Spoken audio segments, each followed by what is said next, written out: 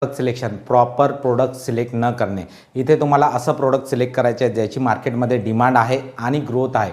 Number 2, supplier, proper supplier नसणे.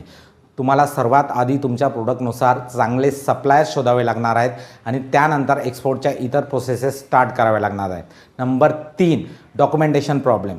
बऱ्याच लोकांना त्यांच्या प्रोडक्टनुसार आणि त्यांच्या टार्गेटेड कंट्रीनुसार काय डॉक्युमेंट्स लागतात, काय सर्टिफिकेशन्स लागतात, काय लायसन्सेस लागतात याची माहिती नसते. Number 4, overnight success. लोकांना इथे इन्स्टंट सक्सेस हवं असतं, पण कोणताही व्यवसाय करताना, कोणताही बिझनेस करताना तुम्हाला संयम आणि सातत्य ठेवून काम करत राहावं लागणार आहे. हार्डवर्क करत राहा, रिझल्ट नक्कीच मिळणार आहे.